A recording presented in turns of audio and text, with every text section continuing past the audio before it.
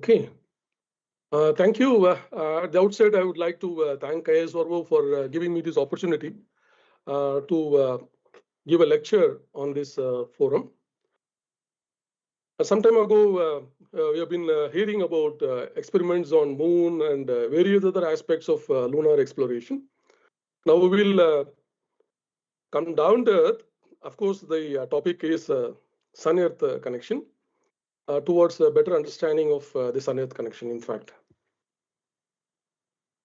And you all may be wondering, at least maybe some of you may be wondering, we all know that the sun drives life on Earth. And so it's, of course, sun and Earth are connected. Then what else is there? And that's where the Earth's magnetism comes into the picture. And before I delve into the subject in detail, let me go back to history, recorded history on how geomagnetism had come into the forefront of research. It was in 1600 when William Gilbert in UK, he proposed first that Earth itself is a magnetized sphere with north and south poles, because if you suspend a magnetic needle, the needle points in the direction of north-south. Wherever you take it, it's always pointing in the same direction. So it was hypothesized that time that the Earth itself must be a magnet.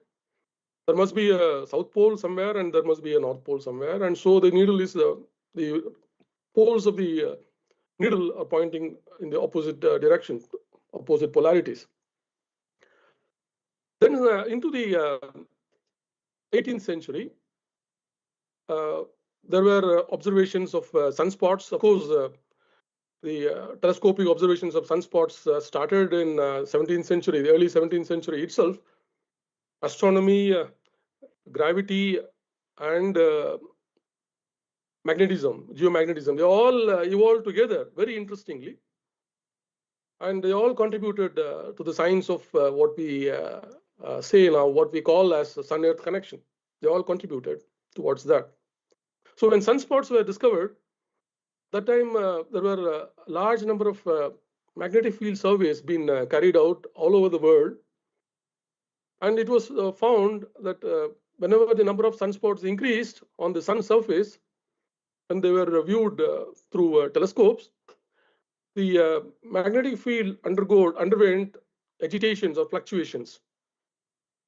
So the more the number of sunspots, the larger the variations. Otherwise, the needle would have come straight, but it was oscillating when the sunspot number started increasing.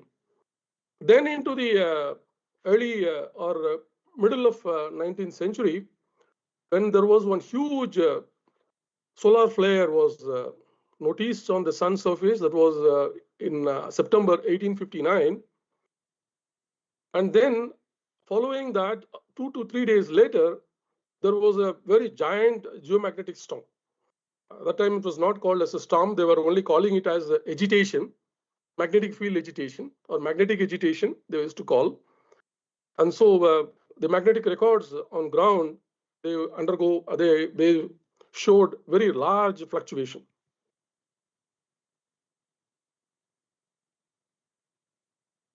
So I will come to that in a moment. That time we had a magnetic observatory at Colaba.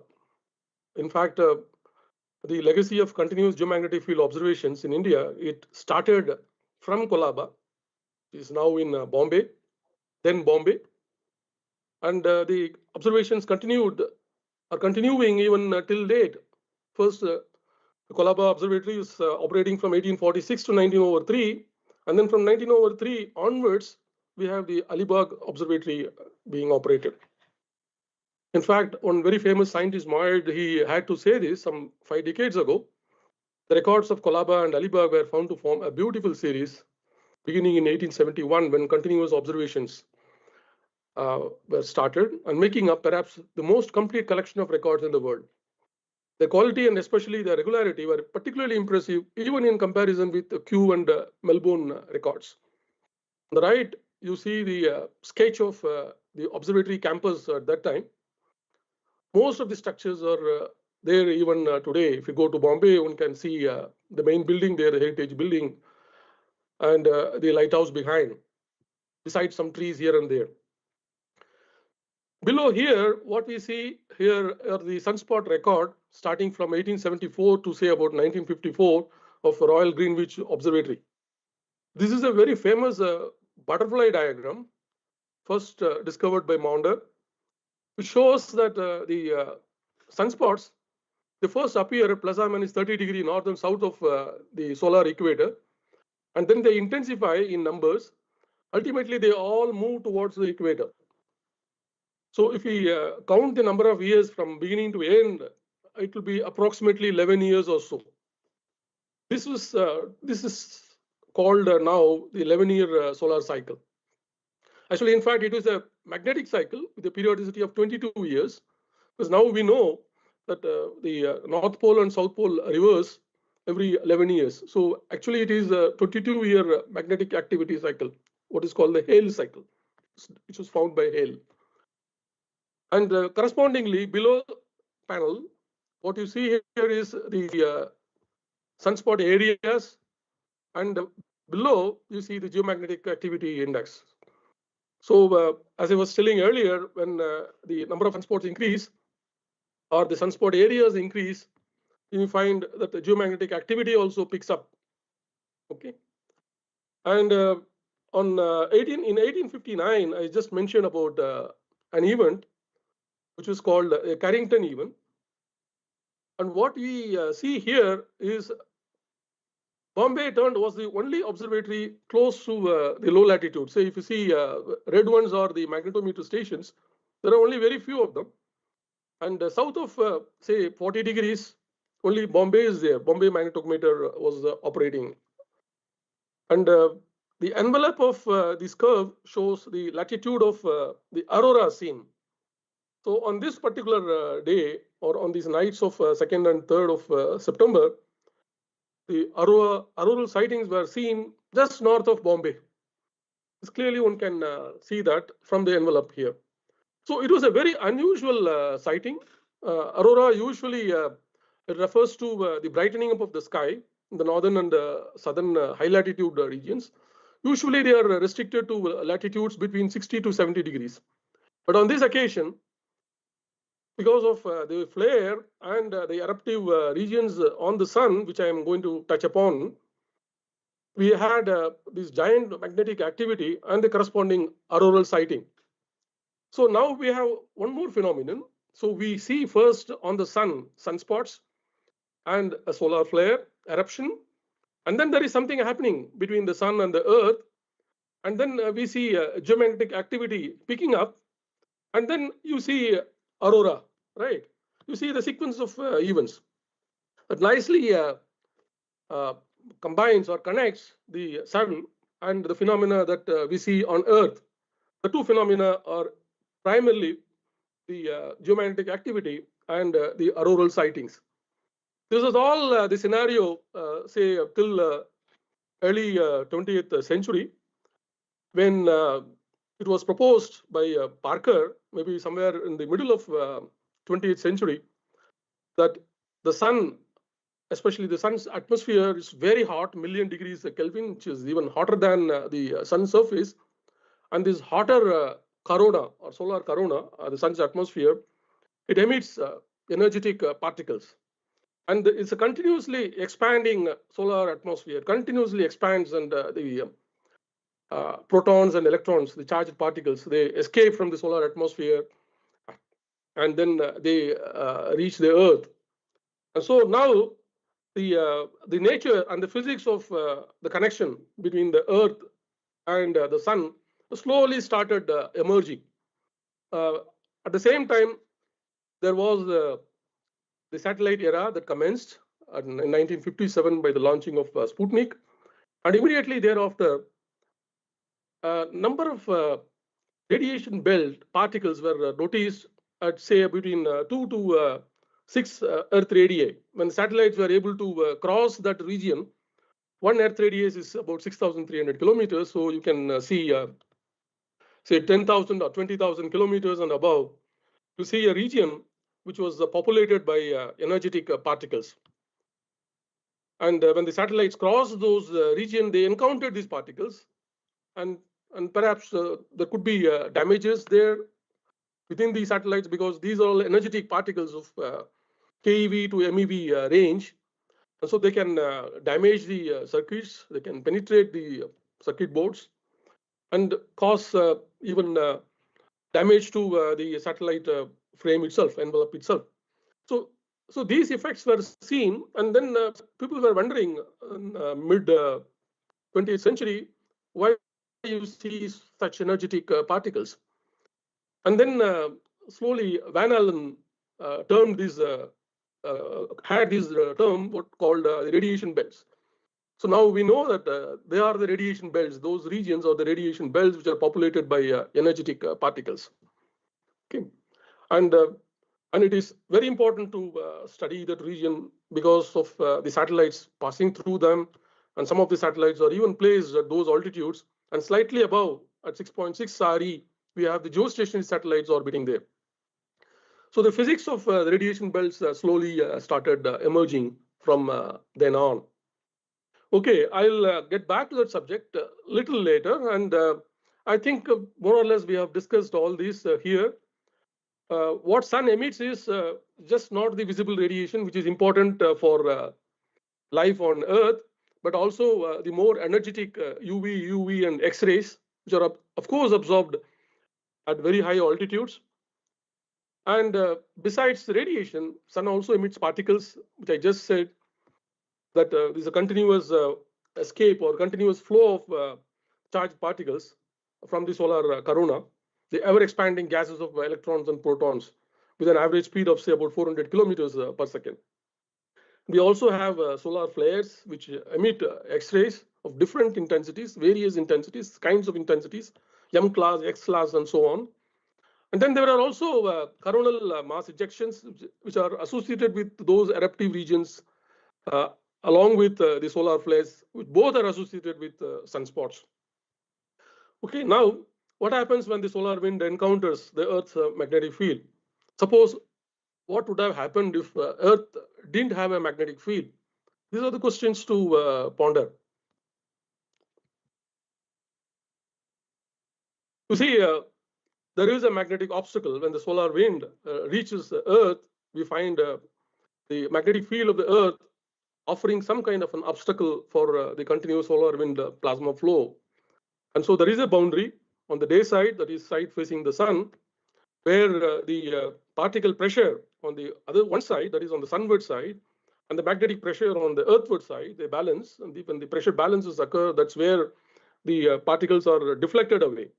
They move around the magnetic cavity, and then they reach towards other side. So you see this structure, which is called the magnetosphere. This is a kind of a magnetic bubble or a magnetic cavity, whatever you can call it. And this entire region is called the magnetosphere, where the magnetic field of the Earth controls the charged particle motions inside. And of course, they deflect the particles from the sun on both sides. But there are regions where these particles can come directly inwards. And also looking at the shape of the magnetosphere, you can see on the day side, the fields are compressed. That is because of the particle pressure from the sun. And on the night side, we see that the tail is, we have a very long tail which stretches even beyond the moon's orbit. Moon is at, say, about 60 RE, and the magnetic tail can go even beyond that. Now, why does Earth's magnetosphere has this kind of shape? It's distorted from a simple dipolar configuration that we are all familiar with for a dipole, North Pole, South Pole, and then you draw the field lines. So these field lines should have been going out into infinity, but now we see the field lines of the Earth, the magnetic field lines are confined now to this kind of cavity of this shape. Now, the solar wind magnetosphere coupling, of course, when the solar wind, when it reaches or it encounters the Earth's magnetic field, there is a lot of interactions take place. In fact, a series of events take off when the solar wind reaches the outer boundary of the magnetosphere, depending on the conditions there. So the magnetic cavity, the activity in the magnetosphere, in fact, changes with the solar wind properties, the density, solar wind density, the magnetic field of the sun, because as the medium, as the plasma medium is highly conducting, is infinitely conducting, we know that the plasma and the field are frozen in together. That is, the particles cannot leave the field lines, or the field lines cannot enter a region of a different plasma domain. So they're all frozen together. And so the solar wind carries the interplanetary magnetic field towards the Earth. Now, this interaction between the solar wind on that side and the magnetosphere on this side, this interaction decides the core physics underlying space weather, which I'm going to touch upon a few slides later. The origin of our present understanding goes back to 1961 papers of Dungay and Axford and Hines. Different concepts, one based on the viscous interaction between the magnetic field on the Earth side and the particles on the sunward side. And then by this means, by this viscous interaction, it was thought that it was believed that the magnetic field lines are wrapped behind the Earth by the charged particles on the sun. The other one by Dungay, he envisaged some kind of a magnetic reconnection on the day side. And that reconnection on the day side, it could set off, it could initiate a series of events that I'm going to discuss now. So this is Dungay's model, 1961 model. You see, this is the magnetosphere, the Earth's magnetosphere, and this boundary is somewhere around 10 RE, 10 Earth radii. Sometimes it can come in also. This boundary can come in, especially when during the time of geomagnetic activity, it can come in. And as I was telling, the solar wind carries the interplanetary magnetic field towards the Earth. And then if you look at the configuration here, there is a southward magnetic field, and this southward magnetic field can reconnect with the northward Earth's field at some points. And then what happens is these reconnected flux tubes, now they will be brought back towards, they will be brought towards the night side. So essentially, the opposing polarities on the north, on the sunward and the earthward side, they reconnect. And then the reconnected flux tubes are being swept away towards the night side on the other side of the Earth. And more and more southward fluxes coming on the day side, more and more earthward geomagnetic fluxes, they will be transported towards this side. So, and then on the night side, there is one more reconnection takes place on the tail side. And then the reconnected flux tubes from the tail, they move back towards more towards the day side. So you see this kind of a large scale magnetospheric convection, that is convecting plasma flux tubes from the day side reconnection side all the way towards the night side. And then from the night side, they're all being brought back towards the day side. A continuous circulation or convection of magnetic fluxes, they all happen there. So the entire phenomenon is referred to as a geomagnetic storm or a geomagnetic substorm. Geomagnetic storm refers to intense particles in the region of, say, between 2 to 4 RE, which is called usually called the ring current. As the particles from the day side, when they enter towards the, when they move from the night side towards the day side, what happens is there is drifting, the plasma drift happens because of the gradient of the magnetic field. So you have electrons drifting this side and the protons drifting in the opposite direction, contributing to a current. And this current was called the ring current. This happens at about, say, 2 to 4 RE. And this ring current, it drives a very strong southward field on the ground, and that is responsible for the main phase of the geomagnetic storm. In fact, the geomagnetic storm has 2 or 3 phases. There is an initial sudden commencement when the initial pulse of the solar wind carrying intense enhanced density, when they appear on the when they arrive on the day side, you see a sudden increase in the magnetic field because of the push on the day side. When the magnetic field is pushed inwards, you see a sudden commencement on the ground, and then followed by the main phase, which is essentially contributed by the ring current from the tail side, and then driving the very large negative field variation. And then finally, once it is like a stretched rubber band, right? You stretch it, and there's a lot of energy coming from the day side, and then with that energy, you stretch the rubber band, and then you release it. Once you release, the entire rubber band comes back. Okay, so this snaps back towards the original position. So this entire series of events, they refer to a storm or a substorm depending on where you are. If you are close to the equator, we call that as a storm. And at the high latitudes, where the particles can readily enter, there can be multiple substorms, okay, besides the storm that we see on the low latitudes. So here, beyond what is happening in the magnetosphere, because currents once set up, they have to close somewhere. So these are the currents which flow from the day side, and then they have to close somewhere, right? And what is seen here is the noon midnight meridian, but you will have dawn and dusk currents. They will be entering towards the pole, and then they will close here.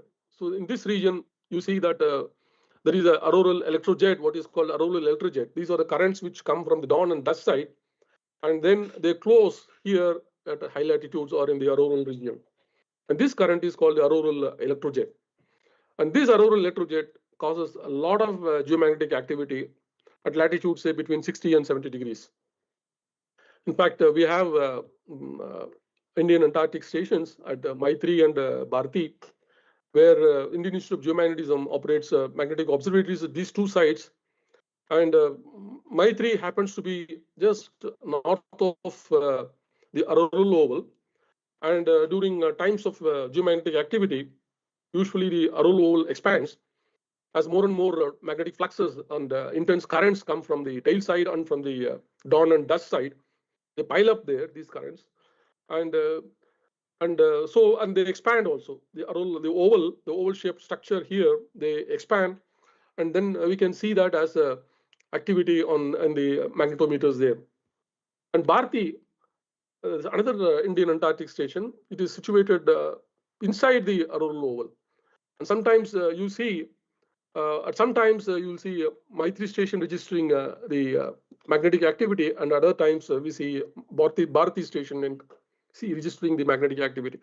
So these magnetometer data, magnetic field observations, they are very, very powerful diagnostic probes or diagnostic tools to study Sun-Earth connection. That's where I was mentioning earlier that the magnetic field or the Earth's magnetism, that is the connecting point. That is the link between the Sun and Earth. Through that, the energy and momentum from the suns, they are transported and then they reach the Earth. There are other varieties of phenomenon that I will discuss in the coming slides. CME is another kind of erupting event from the sunspot active region, besides the flare, coronal mass ejection. And then when a CME arrives on Earth, you see how they are deflected around this magnetopause region. And there is a sheath here, and there will be a bow shock here in front. And then you see these particles are deflected in this sheath region. And then the radiation belts that I mentioned earlier, which was discovered by Van Allen, there are now 2 radiation belts, one the outer radiation belt, the other one is the inner radiation belt. The entire series of sequence of events that I mentioned are illustrated once again here.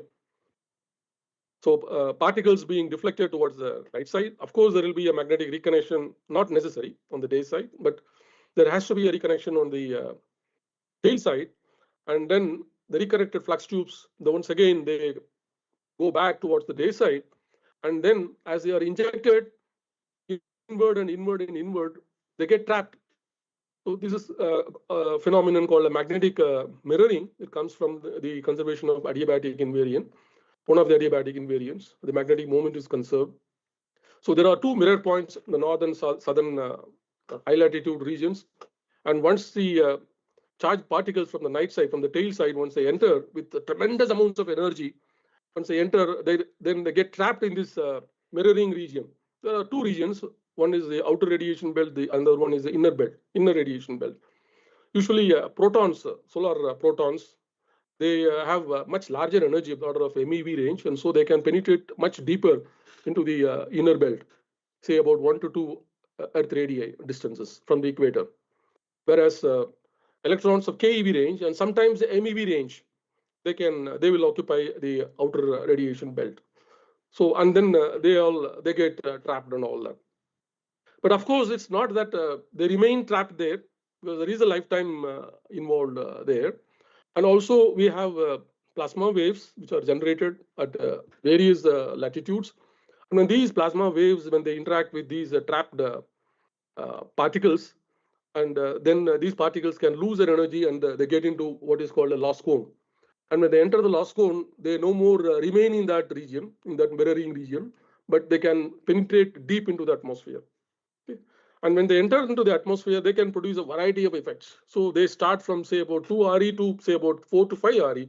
That is the region from where these particles will be precipitating down into the atmosphere to latitudes as low as say 50 or 60 kilometers. And they can produce a variety of effects on the atmosphere. They can change the atmospheric chemistry, dynamics, and even climate to some extent, which is a hypothesis which was proposed a couple of decades ago.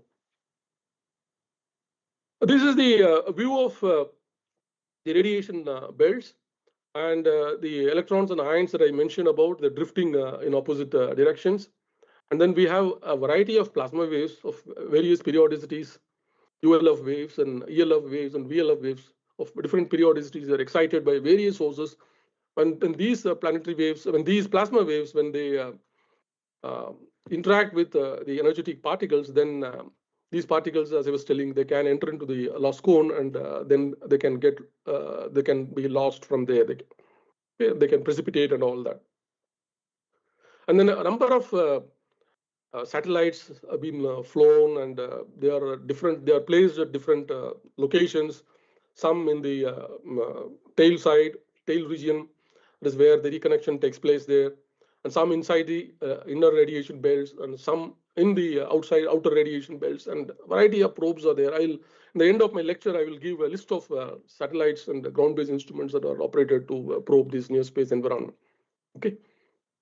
So you see the sun is coming from this side, and then fluxes and particles pile up on the night side, on the tailward side, and then the plasma is now getting reverted back towards the day side, and then all the energetics happens there in the radiation belt region. Ultimately, particles precipitating and producing those effects on the atmosphere. So, so you see how the solar wind electromagnetic and kinetic energy from this side, how it is converted into the particle energy and ultimately the kinetic energy on the Earth. This is all energy transformation through this very complex, complicated series of sequence of events taking place. Okay, so now another 5-10 minutes I will spend on the mesosphere, thermosphere, ionosphere region, what is called the geospace. So far, we have been discussing about the inner magnetosphere, the outer magnetosphere, then the magnetopause, and then the magnetosheath, and then there is a bow shock. Then there is a reconnection on the day side, and then there is a reconnection on the tail side, the magnetic tail side, which could be even beyond, say, 20 to 30 RE. Sometimes it could be much closer. The distances again vary. And then the radiation belts, and then from the radiation belts, ultimately atmospheric effects. And also I mentioned about the aurora, because of when electric field is generated, when it is set up, there are currents which will flow in the magnetosphere, in the inner magnetosphere. And there are two types of currents, region 1 and region 2. currents at high latitudes. I'm not going to discuss that. So they're all essentially part of the field line currents. They will come from dawn side and they will move around the auroral oval and they will go out towards the dust side, either eastwards or westwards.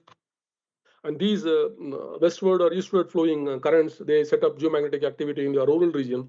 And these precipitating particles, essentially by the field line currents, these precipitating particles, they excite atoms and molecules, contributing to aurora, right? And the auroral region, these colors that we see, right, red, then green, and violet, and all that, they all indicate different species in the atmosphere. Nitrogen, molecular nitrogen, oxygen, and so on.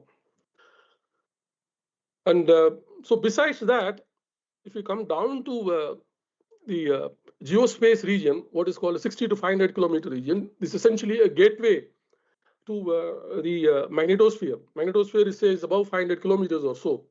And then this is the gateway between what is happening below, which is essentially the weather-related domain or weather-driven domain, say the first few kilometers or 10 kilometers, 15 kilometers, and then the magnetosphere above. So this is the gateway. So lots of things happen there in this region, a lot of dynamics. And of course, we know that there is an ionosphere there. Okay. And this ionosphere plays an important role in radio communication. What is ionosphere? Is essentially, it is the electron-ion pair, which is generated by solar UV and X-rays. When they enter there, they kick off what electrons, and then you have positive ions and electrons there.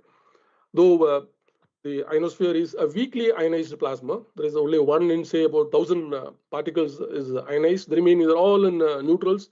Dominantly, the atmosphere there is a neutral gas, but small percentage of that is ionized. And that small percentage of ionization is what it contributes to radio communication, the trans-ionospheric communication. Earlier, it was the skywave communication. Marconi set up that experiment, right? Used to send a radio wave from Europe and then receive there across the Atlantic on the other side. And so the radio wave will go up there into the ionosphere and then get reflected and come back. Okay. And so we have the various layers present there, say about starting from say about 60 kilometers onwards. We have the D region, E region, and beyond that, there is an F region. And these differing layers, they reflect the composition there. D and E region essentially molecular composition, and then the F region is essentially atomic composition. You can see those density curves plotted here, O2, N2, and O, with decreasing densities, as we know. Okay, and also the rate of decrease depends on the molecular weight of the species. And we also show here the temperature profile there. And you see two curves here. One is red and the other one is yellow. And you see solar minimum and solar maximum. Why this difference? As I was telling, the sun exhibits this 11-year activity, magnetic 11-year sunspot activity, or 22-year magnetic activity. So when the sunspots are more in number, the radiation that is emitted is also going to be much intense.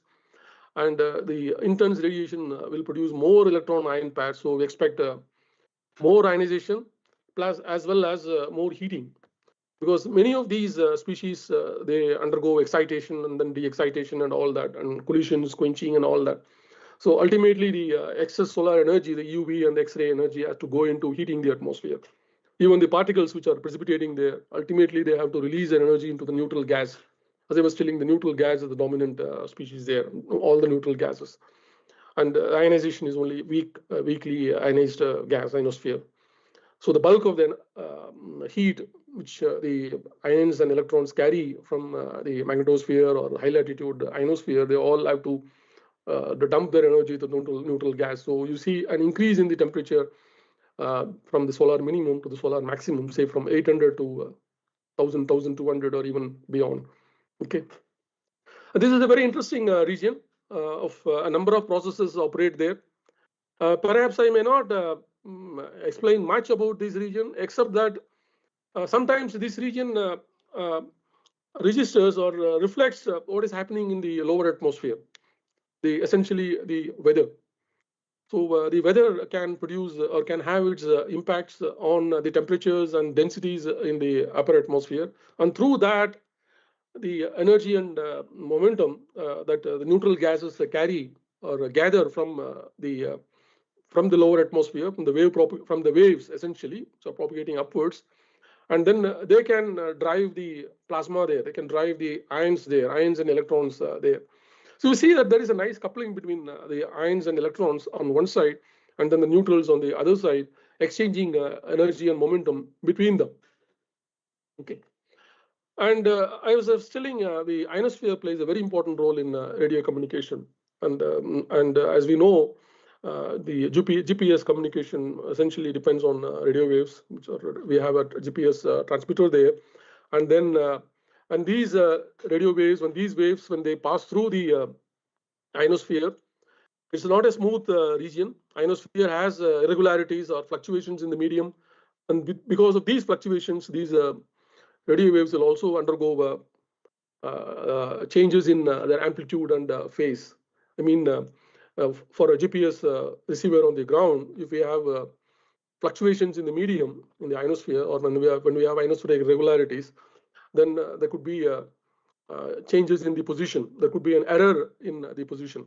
Okay. So especially for these trans-ionospheric communication, though earlier days when they were dependent on ionosphere for the radio communication, they used to get the signal loss and all that. Suddenly the signals used to disappear because of enhanced ionization in the D region. Whenever you have a solar flare, you can have X-rays coming in, and it can enhance the ionization, and those enhanced ionization can absorb the radio waves. And so you will see a sudden disappearance of the signal. You don't get a reflection, don't get an echo from the ionosphere. But now we have trans-ionospheric signal, this coming from GPS satellites, which are far, far above 22,000 kilometers or so. And these signals pass through this, they will not disappear, but because of the presence of irregularities, we will not be able to precisely get the location. There could be errors of few meters to say few tens of meters, depending on what type of irregularities and the structures and dynamics and all that. So from the space weather point of view, it is important to know the ionospheric structure and the dynamics there, especially these irregularities which can cause havoc to the communication navigation systems. A variety of physical phenomena operate there in the ionosphere, say altitudes between say about 100 kilometers onwards to say about 500, 600 kilometers. I'm not going to go into the details of all that. There is an equatorial plasma fountain, which is a very important phenomenon. It is upward drifting of the plasma over the magnetic equator, and then the slow diffusion along the field lines of the equator, away from the equator, producing two crests of ionization off the equator and one top at the over the equator. And then there is a current over the equator, say about 105 kilometer altitude. This is called the equatorial electrojet. It comes from the peculiar configuration of the Earth's magnetic field over the equator. The horizontal magnetic field, it enables the generation of very strong upward polarization fields, and these fields can drive east-west current.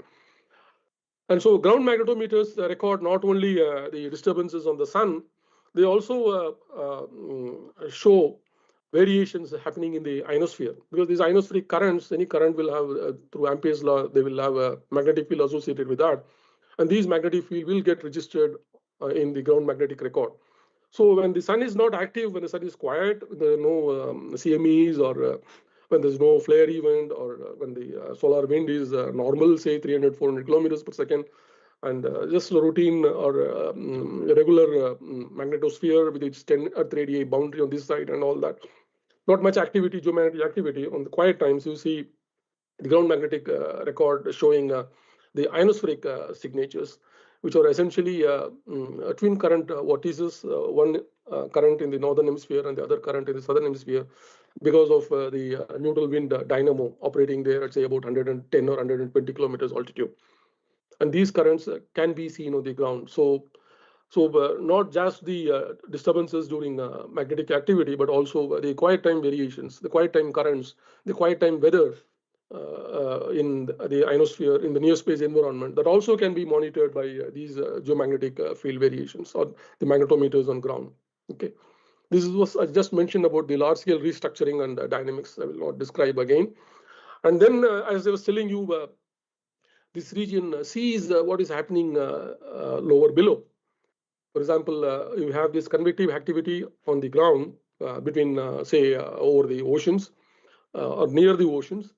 And this convective activity is distributed, for example, shown here. There are 4 clouds which are distributed over the globe, and they can produce wave patterns, or they can produce heating patterns. And these heating patterns, the longitudinal distributed patterns, can set up tides in the atmosphere. And these tides can go up there, and they can produce variations in the ionosphere. So this is also important from the quiet time space weather point of view. So this is just one example to say that the weather on the ground, the convective activity, for example, or there could be flow over mountain, or the orography, or the topography. These signatures, these forcings coming from below, they can produce the signatures on in the ionosphere, say about 200, 300 kilometer altitude, corresponding signatures. So they become important from the quiet time space weather point of view. And the wave number 4 pattern also can be seen. There was another lower atmosphere, upper atmosphere coupling, which comes from the sudden stratospheric warming. When the high latitude stratosphere, when warms up, it disturbs the wind patterns across the globe. And these winds can affect the propagation of so planetary scale waves or long period waves. And then these waves can induce fluctuations in electric field, and through that currents and all that. So and also once they have fluctuations in the electric field, then they can affect the plasma fountain or the equatorial ionization anomaly they mentioned. They can also affect the plasma bubbles and many other phenomena in the ionosphere. This is another example of the low altitude or the lower atmosphere or the middle atmosphere, upper atmosphere coupling. How the ionosphere can see not only what is happening on the sun, the ionosphere can also see what is happening lower below, much lower below. This is another kind of disturbances. This is called the medium scale traveling ionospheric disturbances. They also generated in the high latitudes, and they propagate towards the equator. And now more and more satellites. Last 2 to 3 decades, a good number of satellites have been flown to study the ionosphere, the ionospheric characteristics, and so on the one side. There are also missions sent for to study the magnetosphere on the other side. So I'll have a mix of missions. I will talk about those missions from both from the ionospheric perspective as well as from the magnetospheric perspective. This icon is one satellite. Ionospheric connection is one satellite that was essentially looking at this kind of wave number 4 pattern in the ionosphere. Okay, now the Sun-Earth connection, the final coupling. So we saw the activity on the sun, and then the geomagnetic field, and then the aurora, and then the magnetosphere and the ionosphere.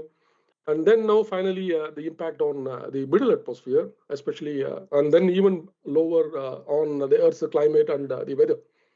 So I was telling you about the particle precipitation at the high latitudes, and these particles, they can penetrate down to say 40, 50 kilometers altitude, where they can affect ozone, and they can affect the temperature distribution there, essentially through the generation of HOX and NOx.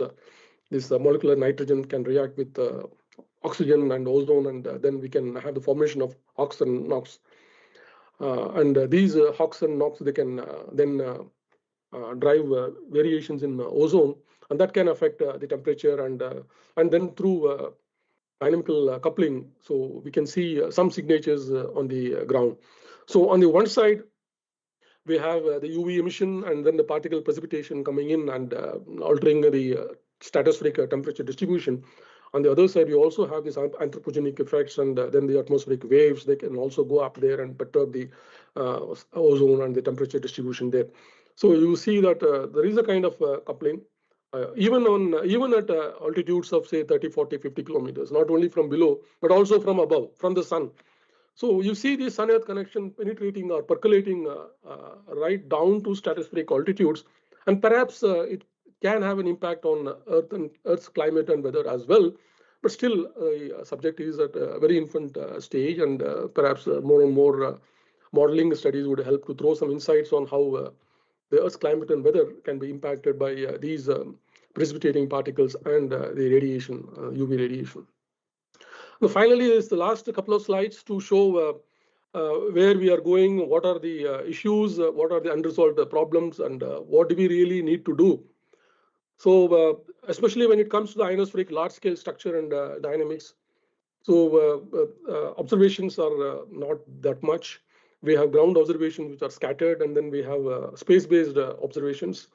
Again, each data set will have its own limitations and models we have, but then direct observations are required to support the models, to validate the models. That's the number one issue. What we need here, what we need to do. And then slowly, as more and more data set is being gathered and advanced models are coming up now. So perhaps we are in a position now to simulate the ionospheric, thermospheric response to the geomagnetic storm. But still, the direct observations of thermospheric parameters are still lagging. And then the quantitative relationships we don't have between the storm characteristics and the responses. And then during disturbed times, especially over the equatorial region, we have different kinds of electric fields of different sources. So we have convection electric field, and then we have the shielding electric fields. So basically, they are shielding, over shielding and under shielding effects seen on the ionosphere. Then we also have the disturbance dynamo because of the heating there, and the winds are getting altered there at high latitudes. And then we have the dynamo, and this dynamo electric fields or winds propagating towards the ionosphere, equatorial region, and causing these disturbances. So another interesting area is the South Atlantic anomaly, where the magnetic field has been weakening, as seen over decades now. And there, the particles can even penetrate much deeper, say a few hundred kilometers or so. And so it could be an issue there, especially when satellites orbit there. So it's also important to monitor the geomagnetic field there and weakening there, and then essentially its effects on radiation belts. Some models are now coming up to see what kind of effects will happen there on these radiation belts. So advancing the space weather, this is one area which is very, very important. Okay, it has a lot of practical applications. And so idea would be ultimately objective would be to bring out a space weather prediction model which couples the solar wind and the interplanetary magnetic field, solar wind magnetic field, both the densities, then velocities, and the magnetic field, and then couple them to the Earth magnetic field variation on the ground. So this is the L1 point. Here, I would like to point out the importance of Aditya L1 mission data, because L1 is the point where essentially it's the entry for all these charged particles. So when they reach the L1, they then enter. L1 is say about 1.5 million kilometers, though it's very far away. We don't have any other measurements between L1 and say right at say 10 or 15 RE. So from the L1, then we have measurements in the magnetosphere. So the measurements at L1, which is very, very important, and then one can get from the velocity and from the field measurements, one can, and also from the density measurements, one can make an estimate of what sort of impact that it will have on the magnetosphere and then the radiation belt and so on. So the measurements at L1 is very, very important, as that is the entry point from where these particles and fields enter. Okay, and so any space weather prediction model, these measurements are going to be a very, very important role they're going to play. Then the short-term variability, how it's going to affect the geospace environment. Of course, the long-term variability is the solar cycle variability, and the short-term variability is the active regions erupting and then producing energetic radiation, and then the CMEs coming out in the form of energetic particles, and then these high-speed solar wind streams coming from the polar region. So they're all going to affect the geospace environment, right? So the exact control and the measurements that are required at very high spatial temporal resolution is not available as of now, and models are just coming up to address this issue. Okay. And as far as the ground-based techniques, there's a variety of techniques are available, both radio and optical techniques. I'm not going to go into details of all that. Is a lot of literature is available on these aspects to probe these regions. So finally, a couple of slides on the recent satellite missions and the modeling efforts that are. So of course, this list is not exhaustive. This is not a comprehensive list. I might have missed out many missions in the past. So I would put L1 at the top, which is our own Indian mission, and it will play a very important role in addressing some of the problems that I mentioned here under the Sun-Earth connection. So and then we had this Parker solar probes, and then solar orbiter, then the ionospheric. Then these are all ionospheric. The three here are all ionospheric missions. Ionospheric Connection Explorer, then the Gold mission, then the Cosmic 2 Formosat missions. These are all ionospheric missions. And then we have these again the magnetosphere, inner magnetospheric missions like Van Allen probes, and then the energization radiation in geospace IIRS in Japan.